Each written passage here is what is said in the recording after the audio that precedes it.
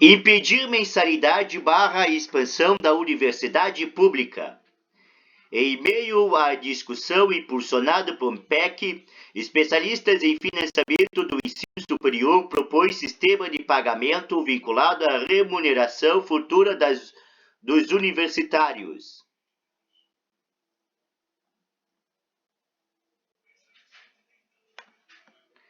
A principal meta para o ensino superior público estabelecida no Plano Nacional de Educação PNE é ambiciosa. Ela determina, entre outros pontos, que até 2024, 40% das novas matrículas em universidades a cada ano sejam em instituições públicas, e já é esperado que tal objetivo não seja alcançado em 2020, último ano com dados disponíveis. Apenas 3,6% das novas matrículas foram da rede pública.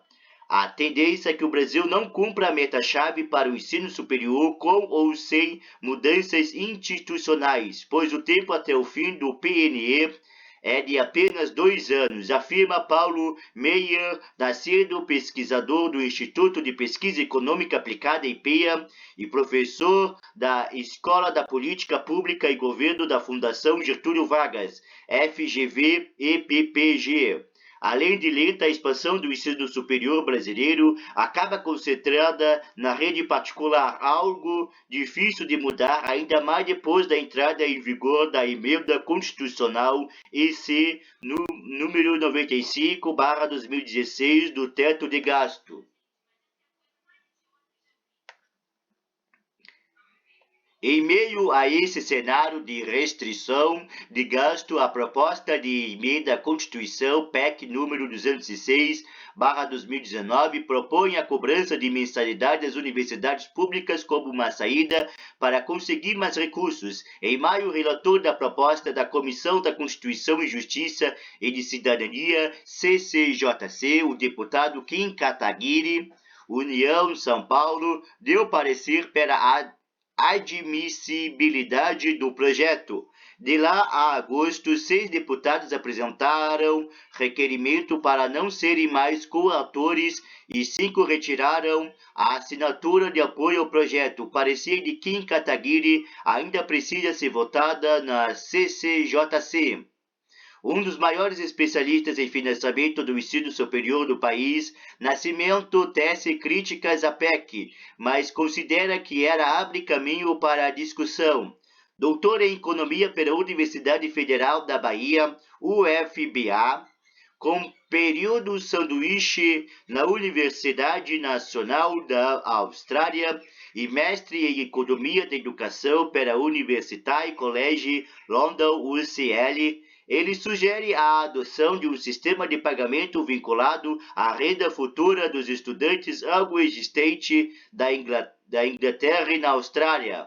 É o meio do caminho entre os estudos totalmente gratuitos e a cobrança de mensalidade para todos. Você estuda de graça com retribuição se tiver retorno, explica. Na entrevista a seguir, o especialista fala sobre financiamento do ensino superior público e a PEC sobre cobrança de mensalidade e detalha sua proposta para o setor. Não tem bala de prata para resolver o financiamento do ensino público do Brasil, afirma. DW Brasil. O senhor considera a PEC da cobrança de mensalidade das faculdades públicas uma boa alternativa para aumentar os recursos dessas instituições? Paulo Meyer Nascimento. Não tem bala de prata para resolver o financiamento do ensino superior público do Brasil. A PEC tem muitas falhas, mas tem como vantagem a possibilidade de liberação de algum tipo de cobrança. Isso é importante por si só, porque as universidades precisam de mais recursos. Impedir a cobrança de mensalidades e determinar que o orçamento deve ser todo público é barrar a expansão do ensino superior público. O orçamento, mesmo em países ricos, é limitado. Imagine no Brasil que independentemente dos problemas fiscais atuais, tampouco é uma nação rica. Quais as principais falhas da PEC? A primeira está nos pressupostos achar que, por uma questão apenas de justiça social, tem que cobrar.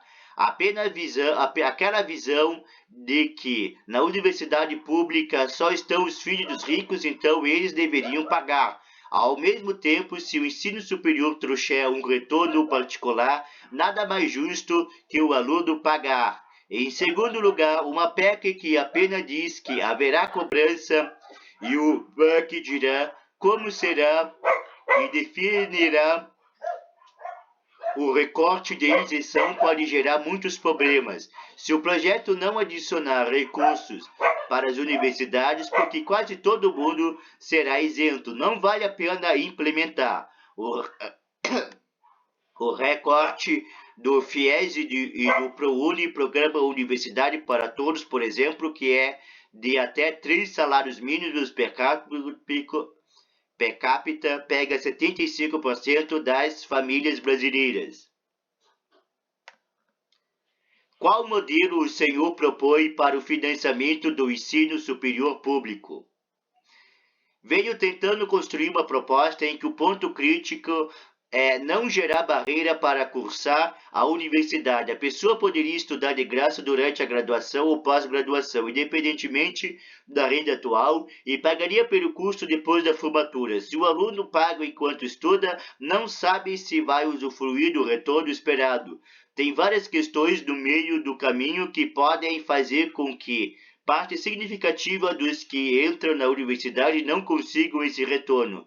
Se você faz a cobrança do ponto de entrada, não considera isso e coloca uma barreira adicional. Então, para um indivíduo que acaba tendo longos períodos de desemprego ou de baixa renda, a faculdade sairia de graça ou quase de graça.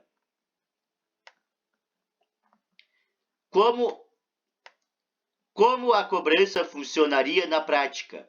No caso das universidades públicas e do FIES, poderíamos ter um sistema assim. Você tem direito a não pagar nada enquanto estuda, mas cada crédito gera um valor ligado ao seu CPF. E após formado, quando tiver uma renda acima de certo valor, haverá uma tabela de cobrança. A faixa de isenção pode ser a mesma do imposto de renda. Quem paga imposto de renda já está entre os 25% mais ricos da população. O pagamento da universidade viria como sobretaxa do imposto de renda e não seria difícil de implementar no sistema do imposto de renda.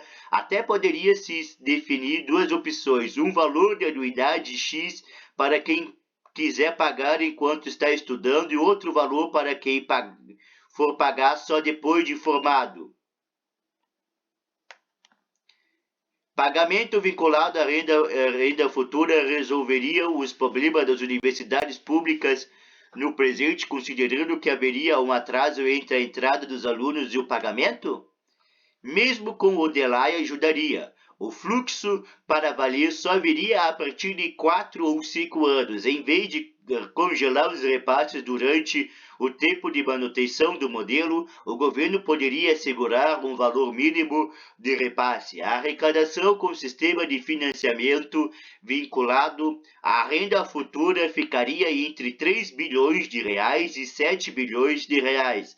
A cada grupo de formandos em cenários intermediários ficaria em 5 bilhões de reais, que é mais ou menos o que o governo passa de orçamento discricionário para as universidades. Há quem diga que é pouco, mas dobraria o orçamento discricionário que é o passado para o reitor de fato administrar. Calculei esses valores em simulações usando o algoritmo desenvolvido pela professora Lorraine Diardem, da UCL de Londres. Quais seriam os maiores desafios para implementar o sistema assim? Tem muita resistência por parte de grupos organizados. Acho muito difícil ter essa discussão hoje no Brasil. A gente deve ver algum desenrolar da discussão depois das eleições. E houve algum amadurecimento por causa da PEC. Antes era só um fla-flu ou cobra. ou não cobra. Agora tem um debate que poderá nos levar no futuro a aplicar um sistema parecido depois de muita conversa com o governo e vários segmentos da sociedade civil. Enquanto não ocorrem reformulações, é preciso ampliar o ProUni e o FIES para garantir mais matrícula no ensino superior? O governo jamais poderá alcançar todo mundo que precisa com o formato atual. Inclusive, tem gente que pode não ser elegível para ProUni ou FIES, mas poderia usar financiamento privado.